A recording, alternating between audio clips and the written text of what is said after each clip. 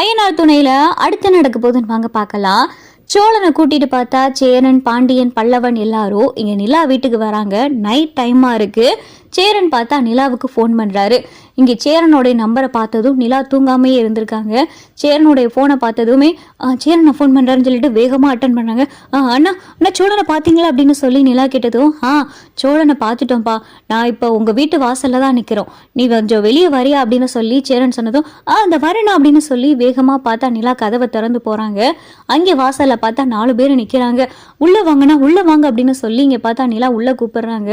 என்னன்னா உங்கள் முகம், கை, கால் எல்லாத்துலேயும் காயமாக இருக்குது, என்ன ஆச்சு சோழன், உங்களுக்கு என்ன ஆச்சு, நீங்க ஏன் போனை சுவிட்ச் ஆஃப் பண்ணீங்க, என்னதான் நடந்துச்சு அப்படின்னு சொல்லி நிலா கேட்கவும், என்னங்க அது ஒரு பெரிய கதைங்க, என்னை ஒரு 4-5 ரவுடி பேரு கடத்திட்டானுங்க அப்படின்னு சொல்லி சோழன் சொன்னதும், என்னது கடத்திட்டாங்களா, என்னங்க சொல்றீங்க, அப்ப நீங்க கொண்டு போன நகை பணம்ல என்ன ஆச்சு அப்படின்னு சொல்லி நிலா கேட்கவும், என்கிட்ட இந்த நகையும் பணத்தையும் அவனுக்கு எடுத்துட்டானுங்க, நான் இங்க இருந்து பணத்தையும் நகையும் கொண்டு போய்கிட்டு இருந்தேன்னா போற வழியில ஒரு ஆக்சிடென்ட் நடந்துச்சு, என்ன ஆச்சுன்னு சொல்லி காரை விட்டு கீழே தாங்க இறங்குனேன், அப்போ 2-3 ரவுடி பையனுங்க வந்தானுங்க, திடீர்னு வந்தானுங்க, என் கை காலெல்லாம் கட்டி வாயெல்லாம் பொத்தி கார்ல இருந்த நகையும் பணத்தை எடுத்துட்டானுங்க, அதை கொடுன்னு சொன்னாலும் கொடுக்க மாட்டேன்னாங்க, அப்புறம் என்னை ஒரு இடத்துல போய் வச்சு என்னை கட்டி போட்டு அடிச்சு ரொம்ப டார்ச்சர் பண்ணானுங்க, பாருங்க முகமெல்லாம் எப்படி காயமா இருக்கு அப்படின்னு சொல்லி சோழன் சொல்லவும், இன்னும் சோழன் இவ்வளவு நடந்திருக்கு அப்படின்னு சொல்லி நிலா கேட்டதும், சரி இங்க உள்ள வாங்க அப்படின்னு சொல்லி நிலா பார்த்தா உள்ள கூட்டிட்டு போறாங்க.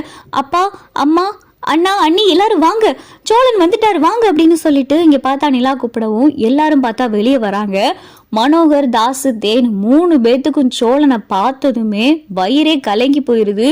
என்ன இவன் இங்க இருக்கான், இவனை கட்டி போட்டுல வச்சிருந்தானுங்க, எப்படி இங்க வந்தான் அப்படின்னு சொல்லிட்டு தாசு திருன்னு முழிக்கவும், மனோகர் பார்த்தா தாசு முகத்தை பார்க்கவும், தாசு பார்த்தா மனோகர் முகத்தை பார்க்கவும், என்ன நடந்திருக்கும், என்னடா தாசு ஏன் இப்படி வந்தான் அப்படின்னு சொல்லிட்டு இங்க பார்த்தா மனோகர் கோவத்தோட தாசை பார்க்கவும், தெரியலேப்பா அவனுக்கு எதுவும் சொதப்பி தொலைஞ்சிட்டானுங்களான்னு தெரியலையே அப்படின்னு சொல்லிட்டு தாசு பார்த்தா மனோகரை பார்த்து நினைச்சுக்கிட்டு இருக்காரு.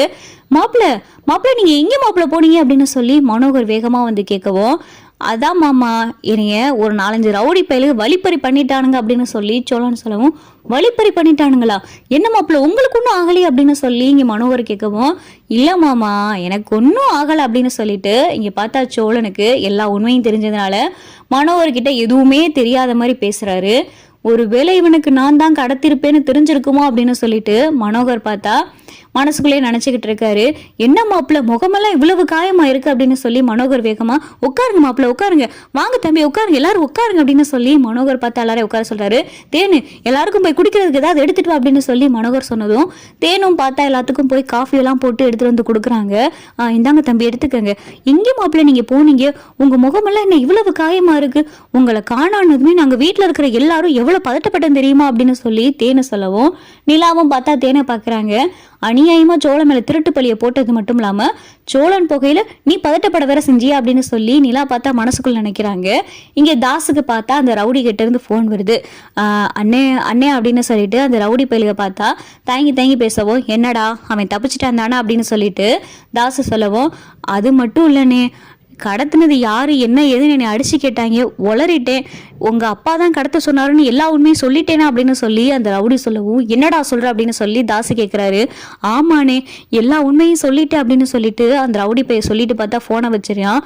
அட பாவிகளா, அப்ப இவனுங்களுக்கு எல்லா உண்மையும் தெரிஞ்சு எதுவுமே தெரியாத மாதிரி இங்க நடிக்கிறானுங்கன்னா அப்ப என்னமோ இருக்கு அப்படின்னு சொல்லிட்டு தாசை பார்த்தா வேகமா வந்து, என்ன மாப்பிள்ள பணமும் நகையும் போனா போயிட்டு போகுது, எங்களுக்கு நீங்க தானே முக்கியம், உங்களுக்கு ஏதாவது ஆயிருந்தா என்ன ஆகுறது அப்படின்னு சொல்லி தாசும் வந்து நடிக்கவும், என்ன எல்லாருமே அப்படியே மொத்தமா மாறிட்டாங்க, நகையும் பணத்தையும் எடுத்துட்டு போனது சோழன்டா அப்படின்னு சொல்லி எல்லாரும் சொல்லி வச்ச மாதிரி ஒரே மாதிரி பேசினாங்க, இப்ப சோழன் திரும்பி வந்ததும் உங்களுக்கு ஒன்றும் ஆகலை, உங்களுக்கு அடிபடலையே, நகையும் பணமும் போனான்னு பரவாயில்லன்னு சொல்லி எல்லாரும் இப்படி பேசுறாங்க அப்படின்னு சொல்லி நிலா பார்த்தா எல்லாத்தையும் ஆச்சரியமா பார்த்துக்கிட்டு இருக்காங்க.